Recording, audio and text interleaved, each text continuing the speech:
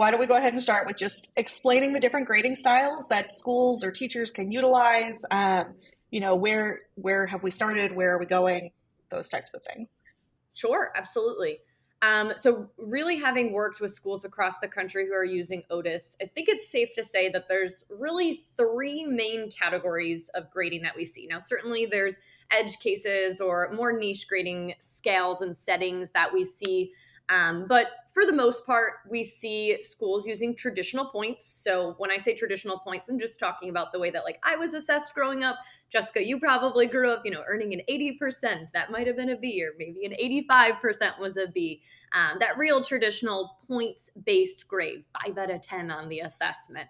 We still see schools using that, but we also see schools starting to integrate standards based grading into their systems and either going all into standards based grading over time or really using a hybrid of both. I would say the hybrid is what I've seen in my work with schools over the last few years being the most common.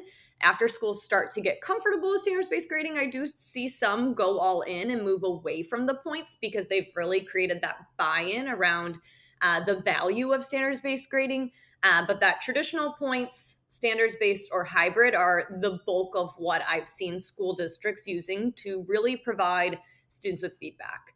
And Otis has a really robust suite of grading tools. And so educators can provide students with a traditional points grade, like that 80% that you and I may have earned in our classes growing up, while also assessing standards really holistically to see progress on a given skill. And I think that's why we see that hybrid so often. So just kind of to give you an example here, putting my reading specialist hat on, maybe we're working on text evidence in our class. In a traditional grading system, I submit something and maybe I earned an 85%. That score is an 85% on that one task. That's what I earned for that text evidence skill.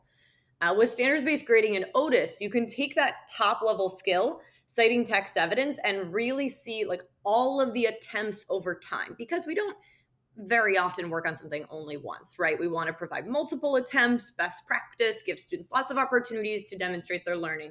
So you can take that skill and see all of the corresponding attempts over time so that every stakeholder can really follow that growth journey. Maybe I started out at approaching and now I'm meeting. That tells us so much more than just 85% on that exit ticket or 85% on that test. We can really take any skill and see every attempt over time, whether it's formative or summative, whatever it may be. It's really just following that journey. And the data that you get from that can really be used to drive instruction, which is where we see that buy-in come in, is when educators feel the ease of sifting through that data to determine where are students at. Because if you think about it, whether I had an 85% or you had an 80, we've got different points-based scores there. But do we both need to work on the same skill? Like, where does that reflect where we are? When we see schools starting to look at the standard and the performance level on that standard, and maybe even like bucketing students, here's my kids who are not meeting. Maybe that in a traditional world would have been like 0 to 50. I don't know, whatever it may be. These are all the kids who are not meeting. We need to do something else. So we see a lot of educators buying into that grading system with the standards and moving away from the hybrid or keeping both just to kind of live in that neutral territory because of the value that they get from those standards-based scores. And I will say a big piece of this, you kind of alluded to it, as far as the different grading scales we see is really the education of the community. As families become more familiar with standards-based grading scores, I do see schools moving away. But because not a lot of current family member or current aged parents of students in school experience standards-based grading themselves, it can kind of cause a bit of stress, right? Like I get my report card and I see all these different words, meets, approving, or I'm sorry, approaching, or maybe a 1 through 4 scale.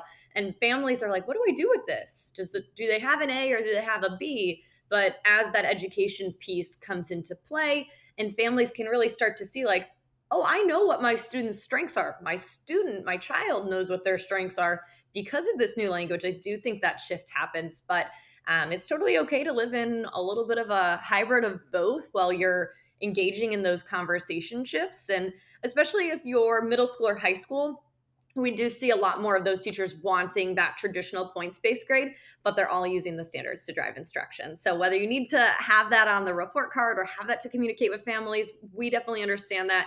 We support schools really doing all of these grading scales, but we definitely see the teachers using the standards, the administrators using the standards, and that's what's driving the day to day.